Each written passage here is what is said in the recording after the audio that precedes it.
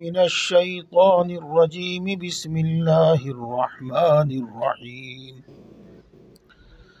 وما محمد إلا رسول قد خلت من قبله الرسل أفإن مات أو قتل انقلبتم على أعقابكم ومن ينقلب على عقبيه فلن يضر الله شيئا وَسَيَجْزِي اللَّهُ الشَّاكِرِينَ صدق اللہ العظیم۔ دوستو، غزوہ احد یا جنگ احد کا ذکر چل رہا ہے، اور میں نے بتایا تھا آپ کو یہ بہت دنوں تک چلے گا، آدھے پارے تک چلے گا۔ یہ الذین استجابوا للہ ورسولہ من بعد ما اصابہم القرح، ان آیات میں بس آخری ذکر ہے، پھر دوسرا مضمون چلے گا، پورے پاؤ تک چلے گا۔ یہ غزوہ احد میں مسلمانوں کو شکست ہوئی، اور اس میں بہت سے واقعات پیش آئے۔ ان واقعات میں جو عبرت، جو نصیحت، جو ہدایت ہے، اللہ رب العزت اس کو تفصیل سے بیان فرما رہے ہیں، جیسا کہ پیچھے آپ سنتے آئے ہیں۔ آج کی بات بھی سنیے گا۔ پچھلے ہفتے بھی آپ نے سنا تھا کہ خبر مشہور ہو گئی کہ رسول اللہ صلی اللہ علیہ وسلم کو شہید کر دیا گیا، حالانکہ آپ دھکا مکی میں گڑھے میں گر گئے تھے، اور اسی دوران آپ کی پیشانی پر، سر میں بھی چوٹ آئی تھی، اور آپ کا دانت بھی ٹوٹا تھا۔ لیکن یہ خبر صحابہ کرام رضوان اللہ تعالی علیہم اجمعین پر بجلی بن کر گری، اس واسطے کہ صحابہ کرام رضوان اللہ تعالی علیہم اجمعین کو بالیقین اپنی جانوں سے بھی زیادہ رسول اللہ صلی اللہ علیہ وسلم سے محبت تھی۔ مال، اولاد، بیوی، بچے، بھائی، بہن، یہ تو سب بعد کے ہیں، یہ تو سب بعد کے ہیں، اپنی جان سے بھی زیادہ محبت تھی۔ اس سلسلے میں بہت سارے واقعات ہیں، ایک مجھے یاد آیا تو میں آپ کو بتا رہا ہوں، بڑا پیارا قصہ ہے۔ حضرت ابوبکر صدیق رضی اللہ تعالی عنہ کے ایک بیٹے ہیں، محمد ابن ابی بکر۔ یہ غزوہ بدر میں کافروں کی طرف سے لڑے تھے، اس وقت تک مسلمان نہیں ہوئے تھے، یہ کافروں کی طرف سے لڑے تھے، پھر یہ مسلمان ہو گئے تھے۔ انہوں نے مسلمان ہونے کے بعد اپنے باپ حضرت ابوبکر رضی اللہ تعالیٰ عنہ سے کہا، ابا جان، غزوہ بدر میں آپ کئی مرتبہ میری تلوار کے سامنے آئے، لیکن میں نے باپ ہونے کا لحاظ کرتے ہوئے تلوار استعمال نہیں کی، تلوار نہیں چلائی۔ یہ حضرت ابوبکر صدیق رضی اللہ تعالیٰ عنہ نے فرمایا، بیٹا، اگر تم میری تلوار کے سامنے آ جاتا تو میں ہرگز نہ روکتا اپنی تلوار۔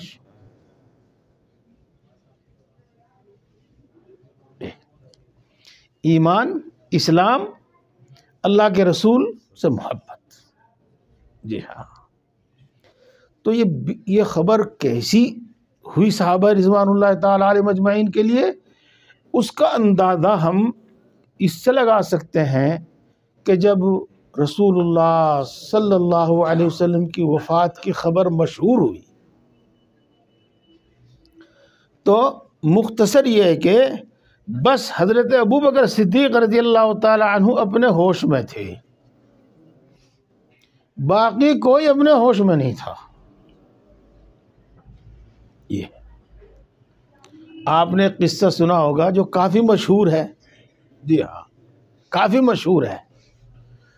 وہ یہ کہ حضرت عمر رضی اللہ تعالیٰ عنہ کو جب یہ خبر ملی تو وہ دوڑے ہوئے آئے، اور دیکھا کہ مسجد کے چاروں طرف اور خود مسجد کے اندر ایک وہ شور شرابہ اور واہ ویلا ہے، اور لوگ کہہ رہے ہیں کہ محمد مات، رسول اللہ صلی اللہ علیہ وسلم قد مات. تو آپ سے جملہ برداشت نہیں ہوا اور آپ نے سب کو ڈانٹا. اور ڈانٹنے کا ایک طریقہ وہ بھی تھا کہ چپ ہو کے بیٹھ جاؤ، نہیں تو بس ہاتھ میں تلوار ہے میرے. آپ یہ سمجھو ہوش میں نہیں تھے، یہ محبت کی بنا پر تھا. تو دیکھو رسول اللہ صلی اللہ علیہ وسلم کی وفات، آپ کے وصال کا واقعہ پیش آنا ہی آنا تھا، اور صحابہ کرام رضوان اللہ تعالی علیہم مجمعین کو اپنی زندگی میں ایک دن دیکھنا تھا. اس واسطے یہ واقعہ ایک جھوٹی خبر کے ذریعے ہی صحابہ کے سامنے آیا تو ان پر یہ بجلی بن کر گرا. ان میں سے بعض نے کہا کہ محمد ہی کا تو انتقال ہوا ہے، محمد کے رب کا تو نہیں ہوا، لہذا ہم اپنا کام پورا کریں گے. یعنی جس طریقے سے پہلے سے جاں بازی کے ساتھ اور ثابت قدمی کے ساتھ لڑ رہے تھے اور دین کی نصرت کر رہے تھے، ہم کریں گے. بعضوں نے کہا اوہو، جب محمد ہی نہیں رہے، ہمارے رسول ہی نہیں رہے، تو اب ہم زندہ رہ کر کیا کریں گے؟ بس لڑو جتنا لڑا جاوے اور مارو جتنوں کو مارا جاوے، بس پھر ہم بھی مر جاؤں گے. اور تیسرے وہ منافق لوگ تھے، یا یوں کہہ دو منافقوں کے ساتھ ساتھ کچھ کمزور دل، کمزور ایمان مسلمان تھے، جو کہنے لگے تھے کہ بھئی معاملہ زیادہ بگڑ گیا ہے، عبداللہ ابن ابی ابن سلول کے واسطے سے ابو سفیان سے صلح کر لو. یہ تین باتیں تاریخ میں ملتی ہیں، بہرحال مجھے معلوم ہے اور بھی ہو سکتی ہیں.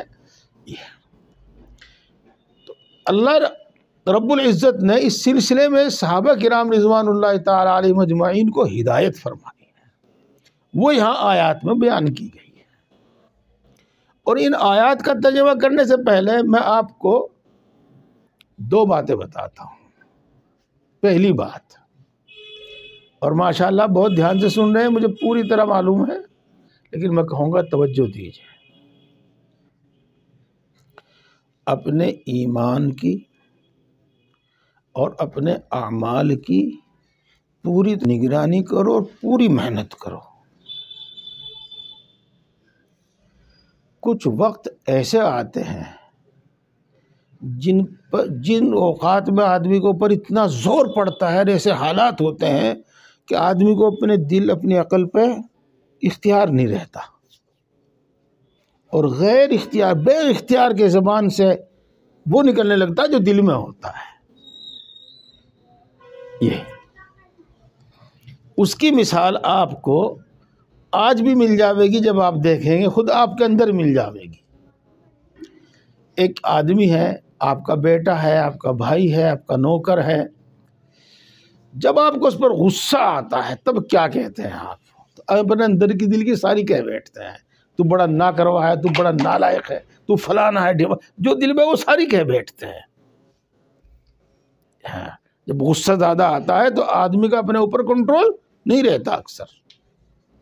بالکل ایسا ہی محبت میں بھی ہوتا ہے، اور ایسے ہی حوادثات کے وقت بھی ہوتا ہے. ہاں، تو اس لیے میرے بھائیوں، ایمان کی حفاظت کے واسطے اعمال کی حفاظت، جی ہاں، اعمال کی حفاظت، یہ بات یاد رکھیے گا. ایمان اعمال سے بنتا ہے، اعمال سے، یہ یاد رکھنا. اعمال جو ہے نا، اعمال یہ ایمان کی شکل و صورت ہے. اعمال ایمان کی شکل و صورت ہے. جی ہاں، اسلامی اعمال جتنے ہمارے اندر اتنا ایمان ہمارے اندر، اور اسلامی اعمال میں جس قدر کمی اس قدر ہمارے ایمان میں کمی. تو ایمان بنتا ہے اعمال سے. اعمال پر محنت کیجیے. ایک تو ہے احکام اور اعمال کی تعداد اور مقدار، سنیے آپ سمجھ جائیں گے بہت سارے لوگ. اور ایک ہے اعمال کی کیفیت. نماز تو پڑھتے ہیں آپ پابندی سے ہمیشہ، کبھی نہیں قضا کرتے، لیکن کیسی پڑھتے ہیں؟ قرآن تو پڑھتے ہیں آپ پابندی سے پڑھتے ہیں، کیسا پڑھتے ہیں؟ یہی حال روزے کا، یہی حال زکوٰۃ کا، یہی حال حج کا، اور یہ اور دوسری چیزوں کا. ایک بات تو اپنے اعمال پر محنت کیجئے، ایمان اسی سے مضبوط ہوگا. اور چلتے چلتے کہہ دوں ایک بات، وہی تھوڑے سے لفظوں میں سمجھنے والے سمجھ جائیں گے. ہمارا ایمان بالغیب ہے، یہی ہے نا؟ ہاں. تقوی جس کو کہتے ہیں، تقوی، اور تقوی کا مطلب ہوتا ہے اللہ کی نافرمانی سے بچنا. اور اللہ کی نافرمانی سے بچنا ہوتا ہے جن کاموں کے کرنے کا حکم دیا ہے ان کو کرنا، اور جن کاموں سے روکا ہے ان سے رکنا. تو تقوی کے بعد، تقوی کی زندگی میں پھر دل میں ایک صفائی اور روشنی آتی ہے. اگر میں یوں کہہ دوں مثال کے طور پر تو بالکل صحیح ہے، سب یہی کہتے ہیں. ایک ہے دل ماتھے کی آنکھ اور ایک ہے دل کی آنکھ. تو تقوی سے دل کی آنکھ کھلتی ہے، اور وہ چیزیں جو غیب کی ہیں نا، غیب کی جن پر ایمان لائے ہیں، تقوی کی برکت سے ایسی ہو جاتی ہے جیسے کہ ہم نے ان پر آنکھ سے دیکھ کر ایمان لائے ہیں، تقوی کی برکت سے. اور پھر یہ ایمان اتنا مضبوط ہوتا ہے، ایمان اتنا مضبوط ہوتا ہے کہ قتل ہونا گوارا اور آگ میں جلنا گوارا، لیکن ایمان سے پھرنا گوارا نہیں. یہ اور رسول اللہ صلی اللہ علیہ وسلم نے ارشاد فرمایا کہ ایمان کے کامل ہونے کی نشانی یہی ہے، مومن کے کامل ہونے کی نشانی اس کو یہی ہے کہ کفر کی طرف لوٹنا اس کو آگ میں جلنے سے زیادہ ناپسند ہو. تو دوستو میں نے اس وقت آپ کو جو بات بتائی اس کو پھر مختصر کر کے بتا دوں کہ اپنے اعمال پر محنت کرو، ایمان اس سے مضبوط ہوگا. صحیح علم حاصل کرو، ایمان اس سے مضبوط ہوگا. اور جو چیز ہمارے دل کے اندر ہوتی ہے، جیسی بھی ہوتی ہے، بہت سارے واقعات ایسے ہوتے ہیں کہ غیر اختیاری طور پر ہمارا اپنے دل دماغ پر کچھ اختیار نہیں رہتا، وہ زبان سے نکلتی ہے. تو مجھے یہ باتیں بتا کر کہنا چاہ رہا تھا کہ جیسا جیسا ان کا حال تھا، ایسی ایسی باتیں اس وقت ان کی زبان سے نکلی. کسی نے کہا کہ محمد ہی کا تو انتقال ہوا ہے، محمد کے رب کا تو نہیں. ہم تو محمد کے رب کی عبادت کرتے ہیں، لہذا ہم اب بھی اس پر قائم رہیں گے. ہاں، کسی پہ محبت کا غلبہ تھا، اس نے کہا جب محمد ہی نے ہم زندہ رہ کے کیا کریں گے. وہ بھی ہمت سے، حوصلے سے لڑے. اور جن کے اندر بھری ہوئی تھی برائی، نفاق، وہ اس طرح ظاہر ہوا کہ بس صلح کر لو، جان دو ہی بچ سکے. ہاں، محمد عبداللہ ابن ابی ابن سلول کو ساتھ بیچ میں لے گئے، ابو سفیان سے صلح کر لو. یہ بات ہے. ایک تو بات یہ ہوگی، اور ایک بات اور سنو، دوسری بات کہیں نہیں ملنے کی آپ کو. یہ ہاں دھیان دیجئے گا آپ.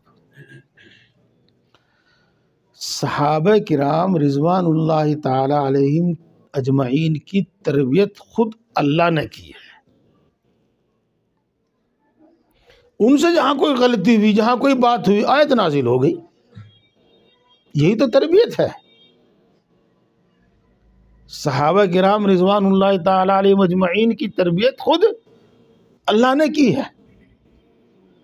اس وقت جو باتیں ہوئی ان کا ذکر قرآن پاک میں کر دیا اللہ تبارک و تعالیٰ نے، اور بتا دیا کہ اس میں کیا صحیح ہے کیا غلط ہے.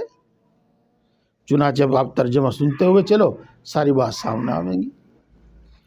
وَمَا مُحَمَّدٌ إِلَّا رَسُولٌ، اور محمد صرف رسول ہی تو ہیں، یعنی کوئی معبود تو نہیں ہے، رسول ہی تو ہے.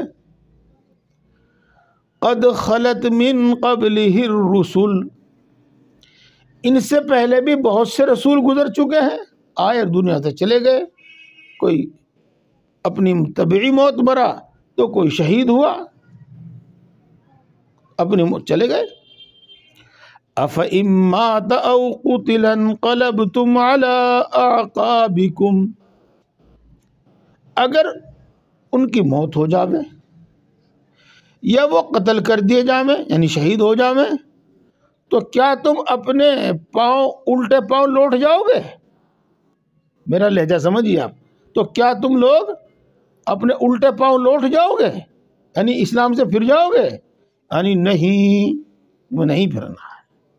یہ وہی بات ہے جو ایک صحابی نے یا بعض صحابہ نے کہی تھی کہ ہم محمد ہی کا تو انتقال ہوا ہے، ہمارے رب کا تو انتقال نہیں ہوا، محمد کے رب کا تو انتقال نہیں ہوا، ہم تو محمد کے رب کی عبادت کرتے ہیں، اس لیے ہم اپنے دین پر ثابت قدم رہیں گے اور اسی طرح لڑتے رہیں گے.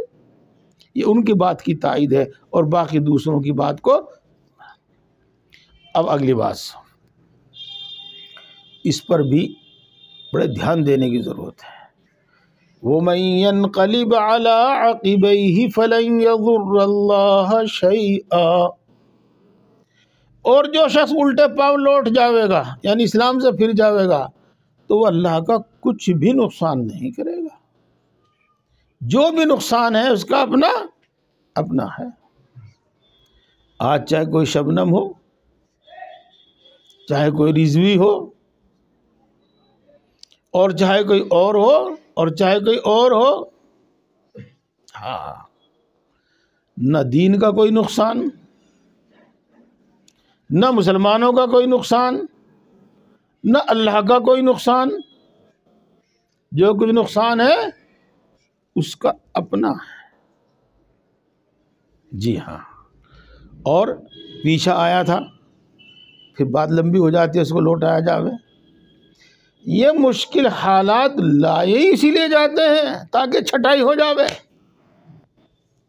پیچھے بتایا تھا نا پچھلے ہفتے، یہ مشکل حالات لائے اس لیے جاتے ہیں تاکہ چھٹائی ہو جاوے. جی یہ بات ہے. وَسَيَجْزِي اللَّهُ الشَّاكِرِينَ، اور اللہ تبارک و تعالی شکر گزار بندوں کو یقیناً بدلہ دے گا. ان حالات میں چاہے وہ اس وقت ملک میں ہے، یوں کہہ لو، یا یوں کہہ لو کہ غزوہ احد میں جو ثابت قدم رہے اور اس وقت جو ثابت قدم رہیں گے یہی اللہ کے شکر گزار بندے ہیں، اور اللہ تبارک و تعالیٰ ان کو ضرور بدلہ دے گا. ہاں دیکھو، بدلہ تو سبھی کو دے گا، لیکن خاص ان کی کیا بات. دیکھو دوستو، نمازوں کا بدلہ ملے گا، روزے کا، تلاوت کا، ذکر کا، زکوٰۃ کا، ہر خیر خیرات کا بدلہ ملے گا. اگر آج تمہاری کوئی داڑھی کا مذاق اڑا رہا ہے تو تمہیں اس کا بھی بدلہ ملے گا. اگر تمہارے کرتے پجامے کا مذاق اڑا رہا ہے تو اس کا بھی بدلہ ملے گا. اور مان لو تھوڑی دیر کے لیے اگر مسلمان ہونے کی وجہ سے ہم کو الگ تھلگ کر دیا گیا ہے، جس کی وجہ سے ہمارے کاروبار پر اور ہمارے اور دوسری ترقیات پر اثر پڑا ہے، تو اس وقت جو تکلیف ایسے ہوگے اس کا بدلہ ملے گا. اس کا بدلہ ملے گا، یعنی کہ صرف نماز روزے کا بدلہ ملے گا، سب چیزوں کا بدلہ. وہ اسی کی طرف اشارہ ہے کہ مثلا غزوہ احد میں جس نے جس طرح کی بھی تکلیف صحیح ہے اس کو اس کا بدلہ ملے گا. یہ بات ہو گئی. آگے پھر صحابہ کرام رضوان اللہ تعالی علیہم اجمعین کو براہ راست اور پھر ان کے واسطے سے ساری امت کو ایک اصول بتایا جا رہا ہے. کیا؟ کہ اللہ تبارک و تعالیٰ کے یہاں ہر انسان کی عمر مقرر ہے، مدت مقرر ہے، عمر مقرر ہے. اس کو مقررہ وقت پر مرنا ہی مرنا ہے. نہ کوئی اس سے پہلے مرتا، نہ کوئی اس سے بعد مرتا. ان اجل اللہ اذا جاء لا یؤخر. لا یستقدم، ایک جگہ یوں ہے کہ نہ پہلے ہوتے نہ بعد میں ہوتی، اسباب اس کے کچھ بھی بنے، صورتحال کوئی بھی پیدا ہو۔ تو دیکھو اس کو اس طرح سمجھو، اگر محمد کی عمر اتنی ہی ہے کہ غزوہ احد میں ان کی موت یا شہادت ہونی ہے تو پھر ہو کر رہے گی، اور اگر اس سے زیادہ ہے تو وہ زندہ رہیں گے اور اپنے وقت پر ان کی موت آئے گی۔ لہذا یہ سوچ انسان کو صبر پیدا کرتی ہے، یہ سوچ انسان کے اندر صبر پیدا کرتی ہے، اور یہ سوچ انسان کے اندر ثابت قدمی پیدا کرتی ہے، یہ اس کے ہوش و حواس کو باقی رکھتی ہے۔ بھئی یہ تو ہونا ہی تھا، اتنی عمر تھی اس کی، اتنی عمر لے کے آیا تھا یہ، بس یہ چاہے اب ایکسیڈنٹ ہو گیا ہو، چاہے خدا نہ خواستہ کینسر ہو گیا ہو، ہارٹ اٹیک ہو گیا، بڑا کچھ بھی ہوا، بھئی اتنی عمر لے کے آیا تھا یہ۔ اسی کو فرماتے ہیں وَمَا كَانَ لِنَفْسٍ أَن تَمُوتَ إِلَّا بِإِذْنِ اللَّهِ كِتَابًا مُؤَجَّلًا، اور کوئی جان نہیں مرے گی مگر اللہ کے حکم سے اور لکھی ہوئی تقدیر کے مطابق، کتاب مؤجلہ، لکھی ہوئی تقدیر کے مطابق۔ یہ ہے اللہ کے حکم سے، اللہ کا حکم تو ہے ہی، اور لکھی ہوئی تقدیر کے مطابق۔ تو لہذا تم یہ یاد رکھو کہ رسول اللہ صلی اللہ علیہ وسلم کی جو عمر مقرر ہے، اس مقرر پہ تو ان کی موت آوے ہی آوے گی۔ تو اس کی وجہ سے تمہیں دین اسلام سے نہیں پھرنا ہے، اس کی وجہ سے تمہیں بزدلی اپنے اندر پیدا نہیں کرنی ہے، یہ فرماتے ہیں۔ یہ بات ہوگی یہاں پر۔ اب ایک بات اور آگے جو فرمائی جا رہی ہے، دیکھو دوستو، جب آدمی مثال کے طور پر جنگ لڑتا ہے تو دو چیزیں اس کو حاصل ہوتی ہیں، ایک تو فتح یعنی دشمن پر کامیابی، اور دشمن پر کامیابی کے بعد اس کا ملک اور اس کا مال وہ بھی حاصل ہوتا ہے۔ تو اکثر و بیشتر آدمی کی تمنا یہی ہوتی ہے کہ اس کو فتح حاصل ہو، اور فتح کے نتیجے میں ملک اور مال خود بخود حاصل ہو ہی جاتا ہے، یہ اور شکست بھی نصیب ہوتی ہے۔ لیکن جذبہ ہر ایک سپاہی کے اندر یہی ہوتا ہے کہ فتح نصیب ہو، یہ ہے۔ تو اب اس کے بارے میں سنیے آپ، وَمَن يُرِدْ ثَوَابَ الدُّنْيَا نُؤْتِهِ مِنْهَا، اور جو شخص دنیا کا بدلہ چاہتا ہے ہم اس کو اس میں سے کچھ دے دیتے ہیں۔ وَمَن يُرِدْ ثَوَابَ الْآخِرَةِ نُؤْتِهِ مِنْهَا، اور جو شخص آخرت کا ثواب چاہتا ہے ہم اس میں سے اس کو کچھ دے دیتے ہیں۔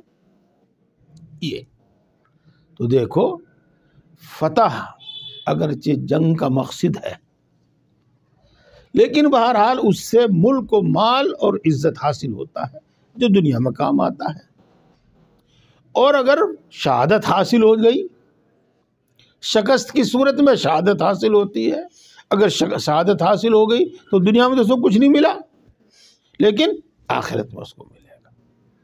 تو اس وقت شکست سے، ہار سے تم اتنے نہ ٹوٹو اور اتنا غم نہ کرو، اس واسطے کہ آخرت کا بدلہ تو طے ہے ہی، وہ تو مل کر ہی رہے گا، یہ فرماتے ہیں۔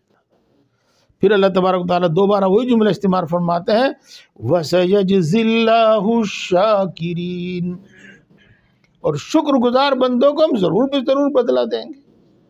وہی بات تفصیل جو پہلے بھی آپ نے سنی، ہر بات کا، زخم لگا اس کا، شہید ہوا اس کا، زیادہ زخم لگا زیادہ، اور کم زخم لگا کم، بہرحال جو بھی ہے اس کا بدلہ ہم دیں گے۔ جو بات اوپر کی آیات میں بتائی جا رہی ہے وہی بات اگلی آیت میں بھی بتائی جا رہی ہے، عنوان بدل دیا گیا ہے، الفاظ بدل دیے گئے ہیں۔ وَكَأَيٍّ مِّن نَّبِيٍّ قَاتَلَ مَعَهُ رِبِّيُّونَ كَثِيرٌ، اور بہت سے نبی ایسے گزرے ہیں جن کے ساتھ اللہ والوں نے جہاد کیا ہے، جنگ کیا ہے۔ فَمَا وَهَنُوا لِمَا أَصَابَهُمْ فِي سَبِيلِ اللَّهِ، تو جو کچھ ان کو جہاد میں تکلیف پہنچی وہ اس کی وجہ سے کمزور نہیں پڑے، ان کی ہمتیں کمزور نہیں ہوئی۔ وَمَا ضَعُفُوا، اور نہ وہ کمزور پڑے، وَمَا اسْتَكَانُوا، اور نہ انہوں نے عاجزی اختیار کی۔ وہن، بزدلی، ان کے اندر بزدلی نہیں آئی، جسمانی طور پر ہمت و حوصلے کے اعتبار سے وہ کم نہیں پڑے، اور نہ وہ دشمن کے سامنے عاجزی کرنے لگے۔ دشمن کے سامنے عاجزی، جیسا کہ وہ میں نے آخری بات بتائی تھی نا کہ بھئی صلح کر لو، ہاں میرے دوستو، اس طرح کے حالات ہم امت کو ہر زمانے میں پیش آتے رہتے ہیں، کبھی کسی ملک میں، کبھی کسی ملک میں، اور کبھی کسی کو اور کبھی کسی کو۔ مسلمانوں کا ہی کہ وہ عاجزی، خوشامد پر نہ اتریں، عاجزی میں نے چھوڑ کے خوشامد پہ نہ اتریں کہ کسی طریقے سے ہماری جان بخشی ہو جاوے، ہمیں رعایتیں مل جاویں، خوشامد پہ نہ اتریں۔ واللہ یحب الصابرین، اور اللہ تبارک و تعالیٰ صبر کرنے والوں کو پسند کرتا ہے، یعنی صبر کرنے والوں کو اللہ تبارک و تعالیٰ اجر و انعام سے نوازے گا۔ صبر کا ترجمہ اس لیے نہیں کیا جاتا کہ اس کا ترجمہ بہت بڑا ہے، اس کا ترجمہ برداشت کرنے والا، برداشت کرنے والا، کوئی بھی تکلیف، کوئی بھی مصیبت، کچھ بھی پہنچتا ہے اور اس کو برداشت کرتا ہے تو اللہ تبارک و تعالیٰ اس کو پسند کرتے ہیں، اس پر اجر و انعام عطا فرمائیں گے۔ یہ دیکھو آگے صحابہ کرام رضوان اللہ تعالی علیہم اجمعین کو اور ہم کو ان حالات میں کیا کرنا چاہیے، اس کی ہی تعلیم ہے، سمجھے بھائی؟ ان حالات میں صحابہ کو کیا کرنا ہے اور ہمیں کیا کرنا ہے۔ وَمَا كَانَ قَوْلَهُمْ إِلَّا أَنْ قَالُوا رَبَّنَا اغْفِرْ لَنَا ذُنُوبَنَا وَإِسْرَافَنَا فِي أَمْرِنَا، اور وہ تو یہی کہا کرتے تھے، کیا کہا کرتے تھے؟ اے ہمارے رب، ہمارے گناہ بخش دیجئے، اور اعمال میں جو حد سے تجاوز ہوا ہے، اعمال میں جو کوتاہی ہوئی ہے، آپ اس کو بھی بخش دیجئے۔ وَثَبِّتْ أَقْدَامَنَا، اور ہمیں ثابت قدم رکھیے، ہمارے پیر جمائے رکھیے اور ہمیں ثابت قدم رکھیے، اتنا حوصلہ، اتنی بہادری، اتنی سمجھ، اتنی عقل ہم دیجئے کہ ان تمام حالات میں ہم ثابت قدم رہیں۔ وَثَبِّتْ أَقْدَامَنَا وَانصُرْنَا عَلَى الْقَوْمِ الْكَافِرِينَ، اور کافر قوم پر ہماری مدد فرما۔ بس اب کچھ رہا ہی نہیں اس کے علاوہ، سب اس میں آ گیا۔ میں پہلے آپ کو ایک آیت شریفہ سناؤں، اگر کچھ غلطی ہو جاوے تو بتا دینا۔ وَمَا أَصَابَكَ مِنْ حَسَنَةٍ فَمِنَ اللَّهِ وَمَا أَصَابَكَ مِنْ سَيِّئَةٍ فَمِنْ نَفْسِكَ، جو بھلائی تجھ کو پہنچتی ہے وہ اللہ کی طرف سے پہنچتی ہے، اور جو مصیبت تجھ کو پہنچتی ہے، تکلیف تجھ کو پہنچتی ہے، وہ تیری اپنی طرف سے ہوتی ہے۔ وَمَا أَصَابَكَ مِنْ سَيِّئَةٍ فَمِنْ نَفْسِكَ، یعنی اللہ تبارک تعالیٰ کی طرف سے بندے کو خیر ہی خیر ملتی ہے، خیر ہی خیر ملتی ہے، اور جو تکلیف اور مصیبت اس کو پہنچتی ہے اس میں کچھ نہ کچھ، زیادہ تھوڑا، کچھ نہ کچھ اس کا اپنا دخل ہوتا ہے۔ اس نے ناسمجھی سے کام لیا، عجلت میں جلدی میں کام لیا، بغیر سوچے سمجھے کود پڑا، یہ کوئی ایسا گناہ کیا جس کی بنا پر اللہ کی نصرت رک گئی؟ جی صحیح تدبیر نہیں کی، صحیح کوشش نہیں کی، بہرحال کچھ نہ کچھ اس میں اس کا دخل ضرور ہے۔ بات سمجھ میں آئی بھائی؟ ما اصابک من حسنۃ فمن اللہ، یہ بھی اللہ کی طرف سے ہے، اس واسطے کہ ایک چیز حاصل کرنے کے واسطے بہت ساری چیزیں حاصل کرنی پڑتی ہیں، اور ان سب کو جمع کرنا انسان کے بس کی بات نہیں۔ میرے بچے کے اندر دماغ بھی بہت بڑھیا ہو، بہت تیز سمجھنے والا، کیچ کرنے والا صلاحیت ہو اس کے اندر پڑھنے کا شوق بھی ہو، اس کو بہترین اسکول بھی ملے، اس کو بہترین ٹیچر بھی ملے، اس کو اچھے ساتھی بھی ملے، گھر کا ماحول بھی بڑھیا ہو، باپ کے پاس پیسہ بھی ہو، وہ فیس بھی ادا کر سکے اور اس کو پڑھنے کے لیے فری بھی کر دے، یہ سب چیزیں جمع ہو تب بنے گا بچہ کچھ۔ اور یہ اکثر کسی کے بس میں نہیں ہوتی، ساری کسی کے بس میں نہیں ہوتی۔ یہ ساری اگر جمع ہو تو اللہ کے فضل سے جمع ہو، اور ان کمی کوتاہی کے باوجود، ان میں سے کسی چیز میں کمی کے باوجود پھر کامیاب ہو جاوے تو یہ محض اللہ کی طرف سے ہے۔ بات سمجھ میں آئی بھائی؟ ہاں چلو وہ تو سمجھ میں آ گئی۔ اس کے ساتھ ایک بات اور بتاؤں، یہ سب کچھ ہو سکتا ہے دعا سے ہی، اور کوئی دوسری چیز نہیں ہے، کوئی دوسری چیز نہیں ہے، اللہ کو راضی کر کے مانگنے سے ہو سکتا ہے۔ جی ہاں، تو اب وہ حضرات کیا پہلے تو کہہ رہے ہیں اللہ ہمارے گناہ معاف کر دیجئے، جو کمی کوتاہی ہم سے کسی بھی طرح ہوگی اسے معاف کر دیجئے، اور عمل میں اور کام میں ہم نے جو کوتاہی کی ہے وہ بھی درگزر کر دیجئے، اور ہمیں ثابت قدم رکھیے، ایسا نہیں کہ ہمارا دماغ ہی پھر جاوے، گھوم جاوے، ہم اس مقصد کو چھوڑ بیٹھے، ہم بھاگ بیٹھے، میدان چھوڑ کے بھاگ بیٹھے، ایسا نہ، ہمیں ثابت قدم رکھیے، جمائے رکھیے اور ہماری مدد کیجیے گا۔ جن لوگوں نے ایسا کیا، کیسا کیا؟ ہمیشہ اپنے گناہ معاف کراتے تھے، گناہ چھوڑتے تھے، اعمال کی نگرانی کرتے تھے، ہر عمل کو صحیح کرتے تھے، اور ثابت قدم رہتے تھے، اور ثابت قدم رہنے کی دعا کرتے تھے، اور اللہ تبارک و تعالیٰ سے نصرت مانگتے تھے، اللہ کی مدد مانگتے تھے۔ ماشاءاللہ آپ بہت دھیان سے سن رہے۔ ایک بات اور سنو، جیسے میں نے ابھی آپ کو بتایا نا، آیت پڑھ کر سنائی تھی، ایسے وہی بات ہے تقریباً اللہ کی نصرت کے بغیر کوئی کام نہیں ہوتا، اور اللہ کی نصرت کے بغیر کسی کا کام نہیں ہوتا۔ اور اللہ کی نصرت، دو جملے بولتا ہوں میں، اللہ کی مانتے رہو اور اللہ سے مانگتے رہو، ان دو چیزوں سے نصرت آتی ہے اللہ کی۔ وَانصُرْنَا عَلَى الْقَوْمِ الْكَافِرِينَ۔ آگے اللہ تعالیٰ فرماتے ہیں فَآتَاهُمُ اللَّهُ ثَوَابَ الدُّنْيَا وَحُسْنَ ثَوَابِ الْآخِرَةِ۔ انہوں نے یہ دعا کی، یہ ثابت قدم رہے، تو اللہ تبارک و تعالیٰ نے ان کی دعا قبول کی، تو اللہ تبارک و تعالیٰ نے ان کو دنیا کا بدلہ عطا فرمایا اور آخرت کا بہترین بدلہ عطا فرمایا۔ واللہ یحب المحسنین، اور اللہ تبارک و تعالیٰ اچھے عمل کرنے والوں کو پسند کرتا ہے۔ وہ بات ہو گئی۔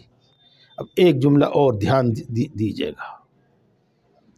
ہم یہ سمجھتے ہیں کہ ہمارے پاس تعلیم ہو، ہمارے پاس دولت ہو، ہمارے پاس عہدے ہوں وغیرہ وغیرہ، یہ سمجھتے ہیں، اور ڈائریکٹ انہی کو حاصل کرنے میں لگ جاتے ہیں۔ اور مثلا جیسے کہ آج کی سوچ ہے اس کے حساب سے میں کہہ رہا ہوں، حفظ قرآن پاک کو اگر بیکار نہ صحیح تو سمجھتے ہیں بھائی اس سے تو بس ملا جی ہو کر رہ جائے گا. علم دین کی تعلیم کو، طاعت عبادت کو کوئی دخل نہیں سمجھتے، ان کا کوئی دخل نہیں سمجھتے دنیاوی کامیابی میں. ارے میرے بھائیو، اس میں تو بالکل صحیح ہے آپ کی بات، میں بھی اس سے اتفاق کرتا ہوں کہ دولت بھی چاہیے، عہدہ بھی چاہیے، مال بھی چاہیے، اور اس کے واسطے اس کی تعلیم بھی چاہیے. لیکن پھر وہی مسئلہ ہے، تم ان چیزوں کو حاصل کیسے کرو گے؟ کہاں سے لاؤ گے؟ مثال کے طور پر تعلیم کی رٹ لگاتے ہوئے کی طرف امت کو متوجہ کرتے ہوئے کتنا وقت گزر گیا، اور جو لوگ بالکل تحت الثری میں پڑے ہوئے تھے وہ تو بہت آگے جا لیے، اور ہم وہیں کے وہیں. اب قصور قرار دو چاہے مولویوں کا چاہے کسی کا، غلط معاملہ اپنے اعمال کا.